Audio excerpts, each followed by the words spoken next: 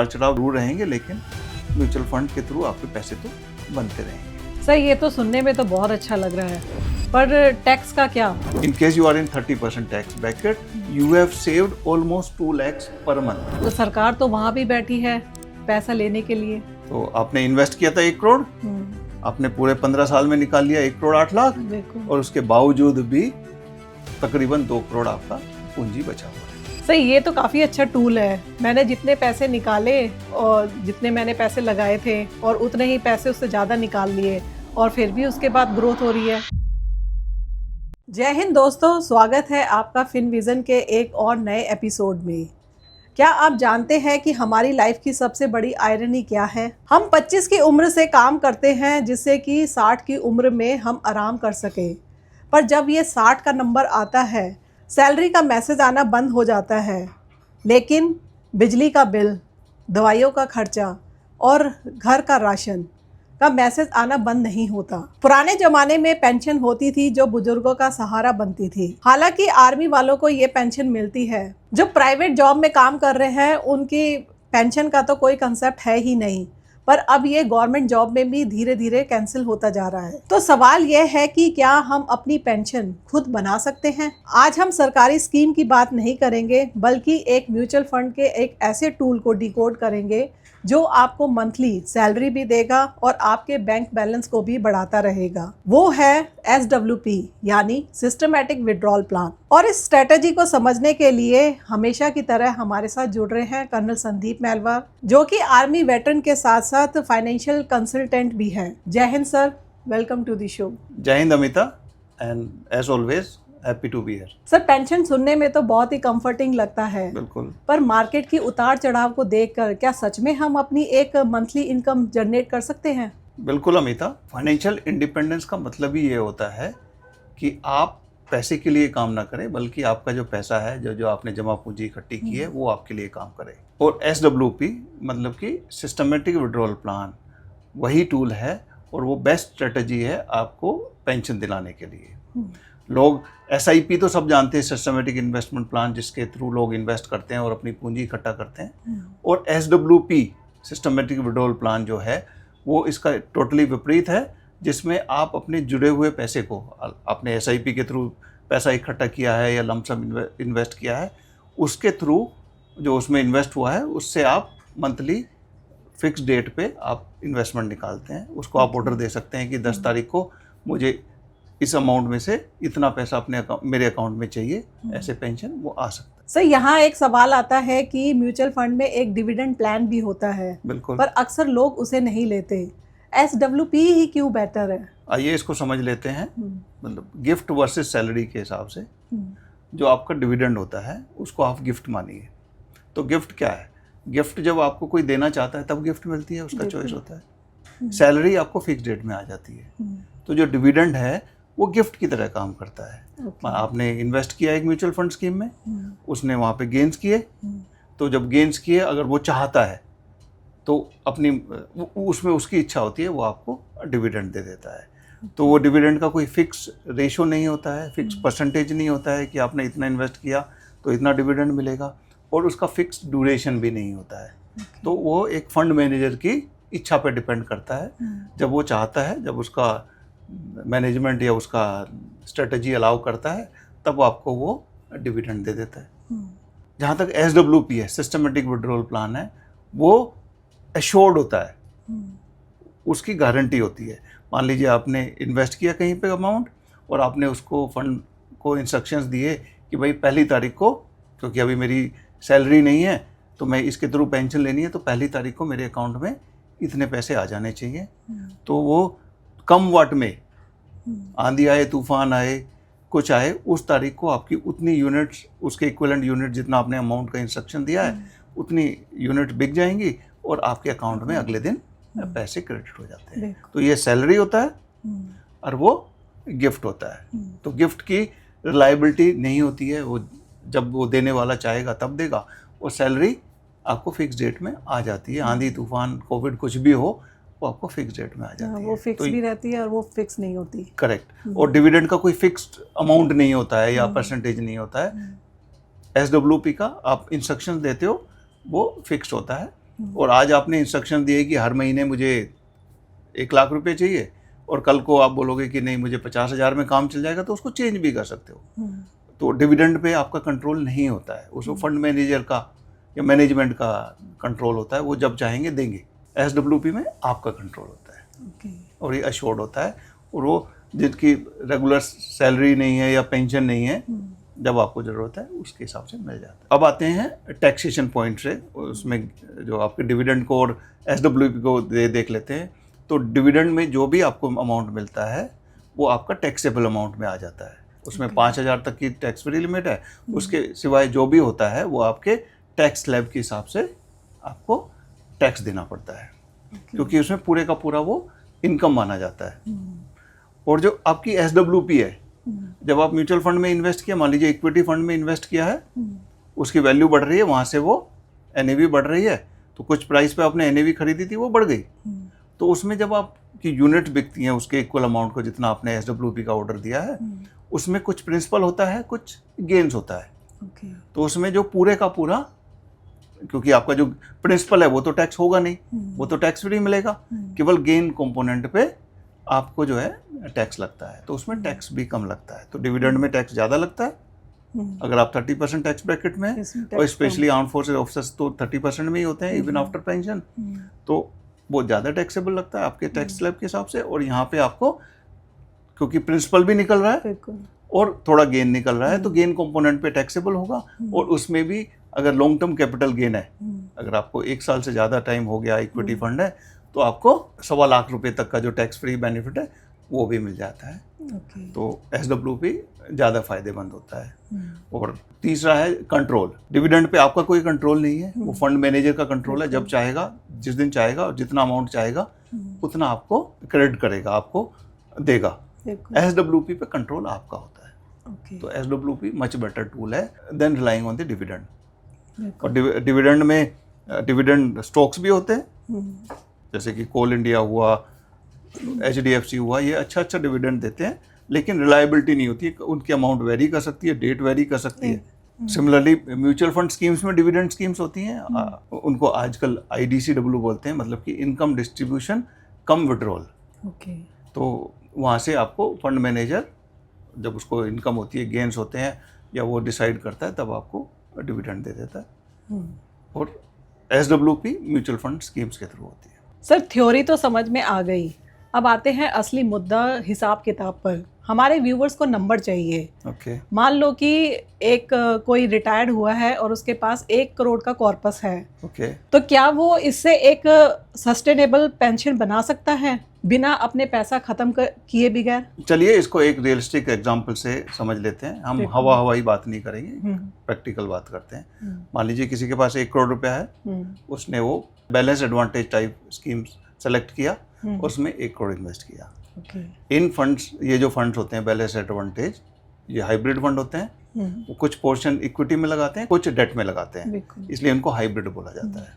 और इनके historical returns अगर 20-30 साल के रिटर्न्स कम कैलकुलेट करें, तो आज हालांकि मार्केट अभी डाउन है, उसके बाद भी इनका return, average return, historical return रहा है 10 से 12%। तो 1 करोड़ आपने इन्वेस्ट किया और 10 से 12% रिटर्न है।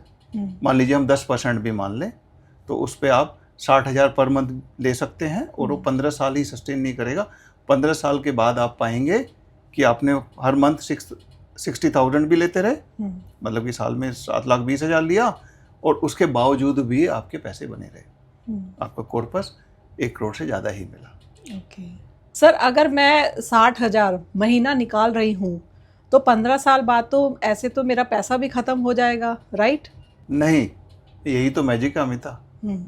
ध्यान से समझिए, आपने 1 करोड़ इन्वेस्ट किया और आपने उसको बैलेंस एडवांटेज हाइब्रिड फंड में इन्वेस्ट किया है, और उस पर आपको 10% गेन मिल रहे हैं। तो हालांकि आप 60,000 के हिसाब से 7,20,000 निकाल रहे हैं, और थियोरेटिकली स्पीकिंग 15 साल तक आपने निकाले 7,20,000, तो 15 सत्ते 105, और मतलब 1 करोड़ 8 लाख के करीब आपने निकाल लिए। तो लगता है कि मेरा पूरा पूंजी खत्म हो गया, पर नहीं, क्योंकि आपका वो इन्वेस्टमेंट जो है 10% पर एनम से ग्रो हो रहा है। तो 1 करोड़ अगर 10% से ग्रो हो रहा है एक साल में, तो 1 करोड़ की जगह 1/10 हो जाता है। तो आप 15 साल निकालते भी रहेंगे। अगर उसने, वैसे तो हिस्टोरिकल रिटर्न्स इनके 10-12% से ऊपर ही रहे हैं, अगर हम 10% भी माने तो 10 साल बाद पाएंगे कि आपने 7,20,000 हर साल निकाल लिए, उसको यूज़ किया, और 1 करोड़ का कॉर्पस था जो आपने इन्वेस्ट किया, उसके बावजूद भी 10% गेन पर भी आपका कॉर्पस 1,80,00,000 मिलेगा।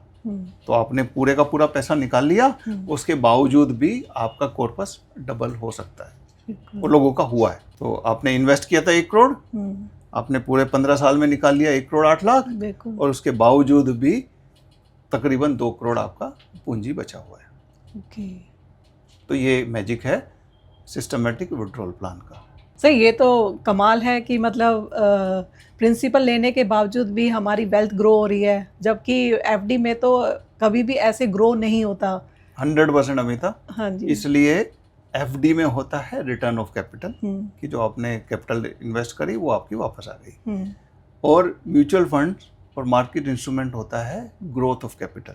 आज के दिन आपकी जो है पेंशनर लाइफ जो होती है, जो रिटायरमेंट के बाद की लाइफ है, वो लंबी हो गई है, क्योंकि हम काम से, फौज में तो रिटायर होना शुरू हो जाते हैं 54 साल के बाद ऑफिसर्स, और जवान जेसीओ की बात करें तो 50 साल में ही तकरीबन 100% ऑफ देम रिटायर। लेकिन हमारी लाइफ तो सुपर एनुएशन में ख़त्म नहीं होती। लाइफ तो हम आज के दिन हमारी life expectancy arm forces personal की स्पेशली, क्योंकि हमारा खाना पीना हेल्दी होता है और एक्टिव लाइफ होती है सर्विस में, हम यूज टू होते हैं उस रूटीन में, एक्टिव रूटीन में। तो देखा जाए तो हमारा 54 साल के बाद टिल 1995, तो तकरीबन 35 to 40 ईयर्स का हमारा लाइफ स्पैन है आफ्टर रिटायरमेंट, आफ्टर सुपरएनुएशन। ठीक है, तो पहले वो बहुत कम होता था, क्योंकि लाइफ एक्सपेक्टेंसी पहले 50-60 साल की थी, तो जैसे ही लोग रिटायर होके आते थे वो 2-4 साल में चले जाते थे। आज के दिन लोग 30-40 साल जी रहे हैं। तो अगर आप एफडी टाइप या अपने पैसे को ग्रोथ में नहीं डालेंगे, क्योंकि महंगाई तो आपकी बढ़ती रहेगी। जब आप रिटायर हुए, कोई चीज़ 100 रुपए की आ रही है, 10 साल बाद वो ऑब्वियसली 200 की आएगी। तो बिना ग्रोथ के आपका गुजारा चल ही नहीं सकता। और आगे आगे आपकी खर्चे बढ़ते हैं, क्योंकि मेडिकल ट्रीटमेंट के लिए मेडिकल एक्सपेंसेस ज़्यादा होते हैं। और आपने मेहनत की है ज़िंदगी भर, तो आप अपने बच्चों को, नातियों को गिफ्ट भी करना चाहेंगे, अपनी लाइफ अच्छा जीना चाहेंगे। जो आपने मिस किया है पिछले 30-40 साल, जो आपने जॉब की, उसको आप अभी कंप्लीट करना चाहेंगे, उसको आप फुलफिल करना चाहेंगे, जो भी आपकी इच्छाएं हैं, घूमना फिरना। तो आपको इन्फ्लेशन को बीट करना पड़ेगा।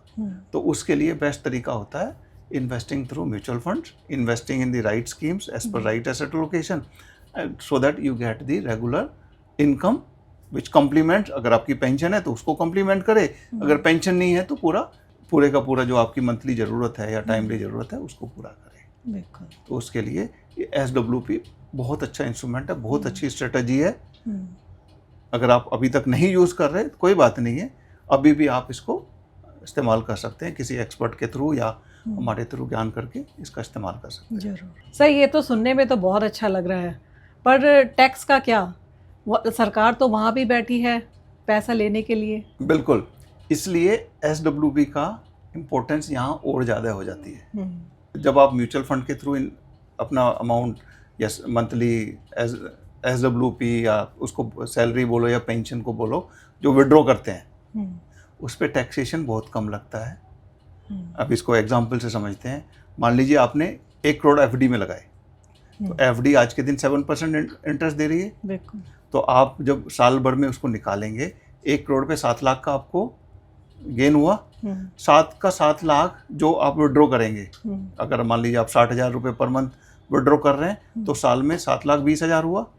तो उसमें जो विड्रॉ हुआ है आपका, वो गेन कंपोनेंट हुआ है, इंटरेस्ट कंपोनेंट हुआ है। अभी इंटरेस्ट कंपोनेंट जो आता है आपका FD के थ्रू, बैंक के थ्रू, चाहे आप निकालें या उसको ना निकालें, वो फुली टैक्सेबल होता है as per your tax slab. तो हम आर्म फोर्सेज ऑफिसर्स की तो 30% टैक्स ब्रैकेट में आते हैं, क्योंकि 12 लाख से जैसे ही आपकी इनकम एक्स्ट्रा हुई पेंशन की वजह से या किसी जॉब की वजह से या रेंटल इनकम की वजह से, तो जैसे ही 12 लाख से ऊपर हुई आप टैक्सेबल इनकम में आ जाते हैं, 24 से ऊपर हुई तो 30% टैक्स ब्रैकेट में आ जाते हैं। तो आपका ये पूरे का पूरा 7 लाख जो आप एफडी के थ्रू निकाल रहे हैं वो टैक्सेबल हो गया। तो 7 की बजाय आपको 30% टैक्स काटे तो उसमें 5 लाख ही मिलेगा, जो कि तकरीबन 40-42 हज़ार पर मंथ ही होगा। लेकिन जब सेम अमाउंट आप म्यूचुअल फंड में इन्वेस्ट करते हैं और अपने हाइब्रिड फंड में किया या इक्विटी फंड में किया, वहाँ पे आपको tax long term capital gain benefit भी होता है और वहाँ पे टैक्स ब्रैकेट भी कैपिटल गेन्स वाला लगता है। Even at short term it is 20% irrespective of whether you fall in the 20% bracket और 30% ब्रैकेट, वहाँ पे 20% ही लगता है शॉर्ट टर्म में। शॉर्ट टर्म का मतलब होता है 1 साल से कम पीरियड के लिए इन्वेस्टेड जो कॉर्पस है आपका, उस पे जो आपने बुक किया है प्रॉफिट, उसके ऊपर जो 1.25 लाख से ऊपर की जो आपकी गेन्स होते हैं उस पर कुल 12.5% टैक्स लगता है। और इसका दूसरा बेनिफिट ये होता है कि जब आप म्यूचुअल फंड में इन्वेस्ट करते हो तो म्यूचुअल फंड में गेन कंपोनेंट कोई अलग से नहीं होता है। तो जब आपने कोई म्यूचुअल फंड खरीदा, उसकी एनएवी 10 की थी और 10 की बढ़ के मान लीजिए वो 12 की हो गई साल भर बाद, तो जब आप उसमें से पैसे निकालेंगे तो यूनिट बिकेगी, यूनिट की एनएवी के हिसाब से नंबर ऑफ यूनिट बिकेंगी जितना आपने विड्रॉ किया, और उसमें कुछ प्रिंसिपल कंपोनेंट होगा और कुछ उसका गेन कंपोनेंट होगा। तो जो प्रिंसिपल कंपोनेंट तो आपका पैसा है वही वापस आ रहा है, तो वो तो टैक्सेबल है नहीं। जो गेन कंपोनेंट है, जैसे 10 से एनएवी 10 से 12 हुई तो केवल 2 रुपए का गेन जो है वो टैक्सेबल में आएगा, 10 रुपए तो प्रिंसिपल था आपका। और जो उस पे आपको अगर 1 साल से लंबा पीरियड हो गया है, क्योंकि आपने अगर प्लान कर रहे हो तो 15-20 साल की कर रहे हैं और आपको इन्वेस्टमेंट को 1 साल से ज़्यादा हो गया है, तो आपको पहले तो प्रिंसिपल कंपोनेंट फ्री, उसके बाद जो गेन कंपोनेंट है उसमें भी 1.25 लाख का फ्री, एंड उसके ऊपर आपको 12.5% टैक्स लगेगा। तो आपका ये टैक्स भी कम लगता है सिस्टमेटिक विड्रॉल प्लान में। तो मान लीजिए सेम एग्जांपल में 1 करोड़ आपने इन्वेस्ट किया है म्यूचुअल फंड में फॉर SWP और उसमें से आप 60,000 पर मंथ ले रहे हैं, साल में लिया आपने 7,20,000, 7,20,000 में हो सकता है 6 लाख तो आपका प्रिंसिपल ही हो और 1,20,000 आपका प्रॉफिट है। अगर वो लॉन्ग टर्म कैपिटल गेन है, मतलब साल भर से ज़्यादा हो गया है, तो 1.25 लाख तक टैक्स फ्री है। तो 1,20,000 का 20,000 पूरा कंपोनेंट जो गेन वाला है वो भी टैक्स फ्री हो गया। तो आपने 7,20,000 निकाले, वो पूरे टैक्स फ्री थे। दूसरा एफडी में आपको 7% का इंटरेस्ट मिला, यहाँ पे इंटरेस्ट भी 10% का मिला और टैक्स फ्री भी मिला। तो ये आपको डबल बेनिफिट हो गया। तो ये बहुत अच्छा स्ट्रेटेजी है और टैक्स में मोर एफिशिएंट है, मच मोर एफिशिएंट। ये देखिए स्क्रीन पर 1 करोड़ आपने इन्वेस्ट किया और आप 60,000 पर मंथ निकाल रहे हैं, मतलब 7,20,000 SWP के थ्रू विड्रॉ कर रहे हैं, और रेट ऑफ रिटर्न जो है इस म्यूचुअल फंड में जहाँ पे आपने इन्वेस्ट किया स्कीम में या मिक्स ऑफ स्कीम्स है जहाँ पे 10% है, और आप 15 साल तक निकालते हैं तो आपने पहले साल 7,20,000 निकाले, पहले साल में क्योंकि आपके 365 दिन नहीं हुए तो आपको शॉर्ट टर्म कैपिटल गेन लगेगा, जिसमें 7,20,000 में टोटल गेन कंपोनेंट 10% ग्रोथ की बात करें तो 35,973 आएगा। शॉर्ट टर्म कैपिटल गेन लगेगा तो आपका टैक्स जो बना वो 7,195 रुपये बना, और नेक्स्ट ईयर आपको शॉर्ट टर्म कैपिटल गेन नहीं लगेगा, लॉन्ग टर्म कैपिटल गेन लगेगा, और आपने 7,20,000 निकाले जिसमें आपका जो गेन कंपोनेंट है वो 98,155 है और आपको 1.25 लाख रुपए तक टैक्स फ्री आपको एलिजिबल है, क्योंकि लॉन्ग टर्म कैपिटल गेन हो गया, ये अमाउंट उससे कम है तो आपका 0 टैक्स लगा। और उसके अगले साल तो आपने जो 7,20,000 निकाले तो उसमें आपका कैपिटल गेन टैक्स जो कंपोनेंट है, जो टैक्सेबल गेन कंपोनेंट है, वो हुआ 1,54,659, तो उसमें 1.25 लाख टैक्स फ्री, रिमेनिंग पे आपको कुल 3,707 रुपये का टैक्स लगेगा। तो इसमें चलते चले जाएंगे तो आपको किसी भी साल, इनिशियली तो 0 है, किसी भी साल 40-50 हज़ार रुपये से ऊपर का टैक्स नहीं देना पड़ेगा। तो इन्हें वे 15 साल में जो आपका टोटल टैक्स बनेगा, आपने 1 करोड़ 8 लाख रुपए निकाले, उसमें जो को टैक्स ड्यू पड़ेगा टोटल 15 साल में कुल 4,21,000 पड़ेगा, मतलब कि कुल 3-3.5% आपने टैक्स दिया। अभी अगर सेम अमाउंट में एफडी के थ्रू इन्वेस्ट करता तो एफडी के थ्रू पहले तो 10% गेन्स पॉसिबल नहीं है, 10% इंटरेस्ट पॉसिबल नहीं है। दूसरा, उसमें हर साल अगर मैं 30% टैक्स ब्रैकेट में आता हूँ तो 7,20,000 पे पूरे पे 30% टैक्स लगता और प्लस 4% सेस भी लगता, तो मेरा टैक्स हो जाता 32,83,200 रुपये। तो इन ए वे आपने इसके थ्रू वेल्थ तो जनरेट की, वो बात अलग है, टैक्स भी 4,21,000 दिया वर्सेस 32,82,000। इन ए वे आपने एसडब्ल्यूपी के थ्रू सेम अमाउंट निकाला। पहले तो एसडब्ल्यूपी वर्सेस एफडी का बेनिफिट, एसडब्ल्यूपी में आपको 10% gain per annum long term में इजीली पॉसिबल है, आज तक सबको मिला है। और ये दुनिया भर के वार हो गए, दुनिया भर के क्रैशेस हो गए, दुनिया भर की गवर्नमेंट चेंज होगी, उसके बावजूद भी लॉन्ग टर्म ग्रोथ 10% से बहुत ज़्यादा है। हम यहाँ पे 10 ही कर रहे हैं। तो एसडब्ल्यूपी के थ्रू आपको टोटल टैक्स 15 साल में देना पड़ा 4,21,000। और सेम एफडी में पहले तो 10% ग्रोथ पॉसिबल नहीं है क्योंकि 7% ही है आज के दिन नॉर्मल एफडी रेट्स, तो वहाँ पे आपको 32,82,000 का टैक्स पड़ा, तो 4,21,000। तो इन ए वे आपने 28,60,000 रुपये कम टैक्स दिया अगले 15 साल में, meaning for the same income which you are drawing as a salary और a pension after your retirement, in case you are in 30% tax bracket, you have saved almost 2 lakhs tax saving every year. So that is the magic of SWP, or drawing your regular income from through mutual funds, rightly structured mutual funds, versus doing it through the traditional route of FD. और ये देखिए मैं आपको एक practical example भी देता हूँ। मान लीजिए कोई 31 दिसंबर 2010 में रिटायर हुए और उन्होंने अपना 1 करोड़ रुपया म्यूचुअल फंड स्कीम में लगाया फॉर 60,000 पर मंथ विड्रॉल। तो 1 करोड़ जो उन्होंने लगाया, मान लीजिए यहाँ पे हम एग्जाम्पल के लिए हैं, कोई रिकमेंडेशन नहीं है, HDFC बैलेंस एडवांटेज फंड जो कि एक हाइब्रिड फंड है, इक्विटी और डेट दोनों में इन्वेस्ट करता है, मिक्स एसेट्स में। ये आपका 1 करोड़ आपने इन्वेस्ट किया था, मैंने आपको स्कीम का नाम भी बताया just for the sake of example. उसमें से आपने 60,000 पर मंथ विड्रॉ किया, 1 करोड़ लगाया, 1 करोड़ 8 लाख विड्रॉ किया, टैक्स कम दिया वर्सेस एफडी, और आपके आज के दिन मतलब कि 1 जनवरी 2026 15 साल के बाद में आपका कॉर्पस बढ़ के हो गया 2 करोड़ 78 लाख रुपए, despite you withdrawing the money. ये कॉर्पस तब हुआ है जब हमने दुनिया भर के क्राइसिस देखे हैं पिछले 15 साल में, फ्रॉम 1 जनवरी 2011 से लेके 1 जनवरी 2026 तक की बात कर रहे हैं, जिसमें आपने गवर्नमेंट चेंज होते देखी। पहले कांग्रेस की गवर्नमेंट थी, फिर मोदी सरकार आई, उड़ी के अटैक देखे, ऑप सिंदूर देखा, यूक्रेन वार भी देख लिया और कोविड भी देख लिया। उसके बावजूद भी आपका कॉर्पस बढ़ता रहा। और ये देखिए आपकी इस हिसाब से एनएवी रही होगी, आपकी फंड की वैल्यू रही होगी इन last 15 years. So that is how you can use SWP for your regular income instead of traditionally following the bank withdrawal and post office schemes, जहाँ पे आपको टैक्स बेनिफिट भी नहीं मिलता और ग्रोथ भी नहीं, ग्रोथ तो होती ही नहीं वहाँ पे क्योंकि वो इन्फ्लेशन से नीचे रहता है। तो ये दिया मैंने एग्जांपल आपको, जब आपकी 60,000 पर मंथ है।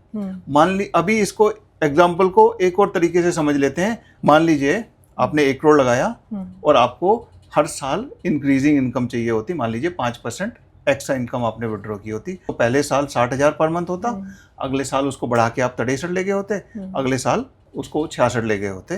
तो उसके बावजूद भी आपका जो टोटल विड्रॉ होता 1,55,36,000 होता। उसके बावजूद, इस विड्रॉल के बावजूद आपका 1,77 लाख रुपए कॉर्पस बचा होता। इन ए वे 1 करोड़ लगाया, 1,55 लाख रुपए निकाले पिछले 15 साल में, उसके बावजूद भी 1,77 लाख का आपका कॉर्पस बचा होता। सो आपने अपनी लाइफ जी होती, इन्फ्लेशन बीटिंग रिटर्न विड्रॉ किए होते फ्रॉम दैट 1 करोड़, और उसके बावजूद भी 1,77 लाख की लेगेसी अपने नेक्स्ट जनरेशन के लिए आपने बना दी। ये एक स्ट्रेटेजिक टूल है जो आप यूज कर सकते थे। तो अगर इसका आप रिटर्न देखें तो इस म्यूचुअल फंड का despite all the crisis in last 15 years returns have been 11.97%, which is not possible in the traditional instrument। और टैक्स कम लगा वो अलग बात है, बिल्कुल। और 2018 तक तो टैक्स था ही नहीं नवे, उसके बावजूद भी इतना ही टैक्स दिया होता।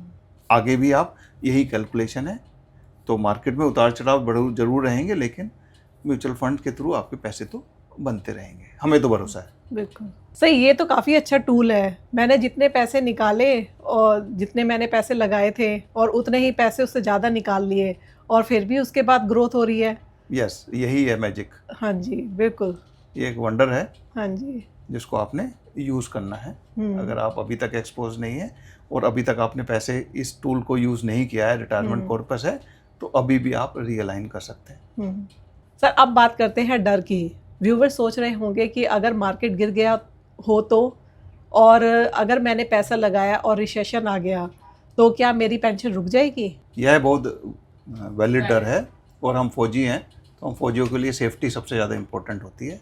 और जब भी हम एट फिनविजन किसी के लिए मंथली इनकम SWP प्लान करते हैं तो इसका ध्यान रखते हैं। तो इसके लिए हमने एक 2 बकेट स्ट्रेटेजी वीडियो बनाया था, जिसमें हमारे मोर देन 280 सब्सक्राइबर्स हैं आज के दिन, जो हमारी SWP स्ट्रेटेजी का इस्तेमाल करके अपनी पेंशन लाइफ को अच्छे तरीके से गुजारा कर रहे हैं, अपने अच्छे तरीके से स्टाइल में जी रहे हैं। तो इसको हम करते कैसे हैं? तो जब आपको पैसा डिवाइड करते हैं तो पैसे को हम जो 2 बकेट स्ट्रेटेजी में 2 बकेट में डिवाइड करते हैं। तो एक वो स्ट्रेटेजी है, लेकिन इसमें एक्चुअली क्या होता है, तो इसको हम 3 टुकड़ों में पैसे बांटते हैं, जिसमें कि पहले 3 साल का पैसा एक स्टेबल बकेट में जाता है। मतलब कि आंधी आए तूफान आए वो फंड सेफ होने चाहिए। तो 3 साल का कॉर्पस आपका एक ऐसी बकेट में होता है कि वो मार्केट की उथल पुथल से इंडिपेंडेंट होता है, क्योंकि हिस्टोरिकल डाटा बताता है कि मार्केट 3 साल से ज़्यादा अनस्टेबल नहीं रही है। तो 3 साल का आपका पैसा हो गया स्टेबल बकेट से, जो कि मार्केट की उथल पुथल से टोटली इंडिपेंडेंट है। तो वहाँ से आएगा। उसमें फंड्स होते हैं generally date funds, arbitrage funds, क्योंकि डेट फंड पहले चल जाते थे, अब के दिन डेट फंड में क्योंकि टैक्सेशन आपका टैक्स ब्रैकेट के हिसाब से होता है, तो we have migrated to the better instrument like arbitrage funds और हाइब्रिड फंड्स, जहाँ से आपका मनी सेव भी रहता है और आपका जो है रेगुलर विड्रॉल रहता है। उसके सेकंड बकेट होता है बैलेंस बकेट, जिसमें हम 3 से तकरीबन 5-6 साल का पैसा डालते हैं। तो वो मार्केट की उथल पुथल से बहुत कम वेरी करते हैं। जब मार्केट ऊपर जा रही होती है तो उतना पूरा कैप्चर भी नहीं कर पाते, लेकिन जब मार्केट गिरती है वो बहुत कम गिरते हैं, मार्केट से 1/4 1/3 गिरते हैं। और 8 साल से ऊपर वाला पैसा हम डालते हैं एग्रेसिव बकेट में, एग्रेसिव फंड्स में, जो कि प्योर इक्विटी होता है, गोल्ड होता है। गोल्ड भी by the way aggressive assets में आता है, सिल्वर भी एग्रेसिव एसेट्स में आता है। लोग उसको सेफ मानते हैं, सेफ में नहीं आता, एग्रेसिव होता है, तो उस बकेट में आता है और वो ग्रो होता रहता है। तो उस हिसाब से बकेट को डिज़ाइन करते हैं। और इसलिए हमारी फिनविजन 2 बकेट स्ट्रेटजी का ग्रोथ रेट बहुत ज़्यादा है मार्केट से, और इवन एक बैलेंस या बैलेंस एडवांटेज टाइप फंड जो होते हैं उससे भी ज़्यादा रहता है और ज़्यादा स्टेबिलिटी मिलती है। तो मार्केट की वजह से आपकी मंथली SWP बंद नहीं होगी, ये श्योरिटी है। आज तक तो नहीं हुई और आगे भी नहीं होगी। तो बेफिक्र होकर आप पैसा लगा सकते हैं, लेकिन अपना फंड का सिलेक्शन समझदारी से करें।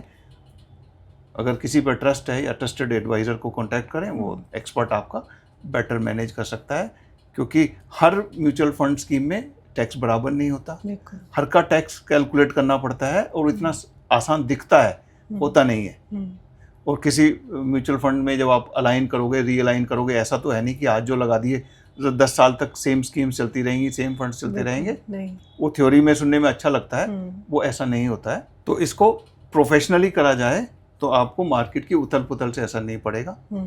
और हमारी फिनविजन 2 बकेट स्ट्रेटेजी को जैसे मैंने पहले बताया, 280 प्लस ऑफिसर्स पहले ही यूज़ कर रहे हैं अपने रिटायरमेंट लाइफ को बेटर जीने के लिए, स्टाइल में जीने के लिए। उसका इस्तेमाल करके वो घूम फिर रहे हैं, अपने लाइफ की इच्छाएं पूरी कर रहे हैं। आप भी कर सकते हैं, चाहे तो कॉन्टैक्ट्स हमारे अवेलेबल हैं इन दी कैप्शंस, तो आप हमसे कॉन्टैक्ट कर सकते हैं, या जिससे आपको ट्रस्ट है उससे करें, क्योंकि इसमें काफ़ी सारे पहलू होते हैं जो देखने पड़ते हैं, तो आप बेटर मैनेज हो सकता है। और जस्ट फॉर एग्जांपल जो मैंने पिछले एग्जांपल दिए उसमें ग्रोथ तो हुआ है। आपका 1 करोड़ का कॉर्पस, आपने एनुअल इंक्रीमेंट लेते रहे 60,000 में 5% का, उसके बावजूद भी 1 करोड़ 77 लाख रुपए आज के अवेलेबल हैं। तो सारे रिसेशंस, वार्स, कॉन्फ्लिक्ट्स पहले भी आए हैं, उसमें उसके बावजूद भी मार्केट में पैसे बने हैं, तो आगे भी बनेंगे, भरोसा रखिए। एंड अगर इस्तेमाल नहीं कर रहे हैं तो करना चाहिए। बिल्कुल। तो बेसिकली हम मार्केट की डेली न्यूज़ देखकर पैनिक नहीं होंगे, क्योंकि हमारा जो मंथली खर्चा है वो सेफ बकेट से आ रहा है। बिल्कुल। हाँ जी। अगर आपने सही स्ट्रेटजी चूज की है और आपने बकेट स्ट्रेटजी, जो हमारी बताई हुई बकेट स्ट्रेटजी का इस्तेमाल किया है, तो आपकी शॉर्ट आपके पैसे आएंगे। आपको कोई चिंता करने की जरूरत नहीं है, क्योंकि आपके कम से कम 3 साल के पैसे सिक्योर्ड है। अभी आप कोविड में जाइए, आपने फंड्स तो सिलेक्ट किए हुए थे, तो सारे फंड्स तो गिर गए थे 30-40%। आपने वहां से विड्रॉल डाला होता तो आपको टेंशन हो जाती, लेकिन उसमें सारे स्कीम्स तो नहीं गिरे थे, आर्बिट्राज फंड नहीं गिरे थे, डेट फंड नहीं गिरे थे। तो अगर आपके 3 साल के पैसे सेफ होते तो आपका ग्रोथ बकेट ग्रोथ दे देता उसके बाद, और आपकी रेगुलर आपको टेंशन नहीं होती। तो जो बकेट स्ट्रेटजी जो है आपको रेगुलर सैलरी ऑब्लिक पेंशन के साथ साथ SWP के थ्रू जो आ रहा है, आपको पीस ऑफ माइंड भी देता है। सर ये स्ट्रेटजी तो काफ़ी पावरफुल है। अगर कुछ लोग आज से ही स्टार्ट करना चाहें 2026 में, तो उनके लिए कोई स्पेसिफिक एडवाइस? हाँ, यहाँ पे मैं 3 गोल्डन रूल्स बताऊंगा जो आपने फॉलो करने हैं। पहला है सर्वाइवल रूल, कि आप ये इच्छा ना रखें कि भाई मैं मार्केट में इन्वेस्ट करूं और ज़्यादा से ज़्यादा ग्रोथ करूं। नहीं, केवल ग्रोथ ना देखें, सर्वाइवल देखें। मतलब कि आपको सेफ्टी ऑफ कैपिटल देखें। तो इसके लिए वो बकेट स्ट्रेटजी यूज करें कि इसमें कि 3-4 साल का पैसा आपका सेफ मोड से आए, उन फंड से आए जहाँ पे जो मार्केट की उथल पुथल से वेरी नहीं करते, उससे इन्फ्लुएंस नहीं होते। तो वो जब वो रखेंगे, क्योंकि peace of mind is more important. दूसरा, इंश्योर रखें कि आपकी स्टेप अप हो रहा है। जो मंथली आज के दिन आपका गुजारा 60,000 पर मंथ से चल रहा है, अगले साल शायद 60,000 कम पड़ने लगे और 10 साल बाद तो श्योरली कम पड़ेगा। तो आप स्टेप अप का इंस्ट्रूमेंट का इस्तेमाल करें। स्टेप अप, और आपने अगर मंथली स्टेप अप लेना है, एनुअल स्टेप अप लेना है, अपनी पेंशन को या रेगुलर विड्रॉल को बढ़ाना है, तो उसमें आप ट्रेडिशनल पे विश्वास नहीं रख सकते, उसमें आपको मार्केट इंस्ट्रूमेंट काम आएंगे।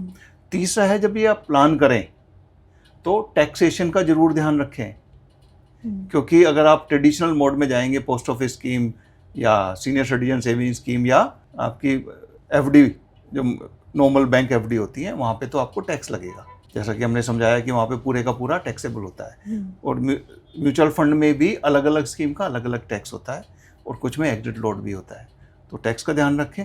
दूसरा, आपने बकेट स्ट्रेटजी में म्यूचुअल फंड में पैसे जरूर लगा दिए, उसको ऐसा ना करें कि इमीडिएटली अगले महीने से विड्रॉ करें, क्योंकि वो शॉर्ट टर्म कैपिटल गेन लगेगा, जिसमें आपको टैक्स छूट भी नहीं मिलेगी और 20% टैक्स लगेगा। तो उसको थोड़ा सा टाइम दें, 1 साल से ज़्यादा का, 1 साल का पैसा अलग रखें, उसके बियॉन्ड का पैसा आप इन्वेस्ट करें और वहाँ से आप मंथली विड्रॉ करें। टेक्निकली तो वो आपने कल से भी कर सकते हो, लेकिन आपको टैक्स बेनिफिट लेना है और एक्सिट लोड का ध्यान रखना है, उसके हिसाब से करना है। तो ये 3 गोल्डन रूल होंगे। तो पहला है सर्वाइवल, दूसरा है step up your income, and तीसरा है टैक्स प्लानिंग।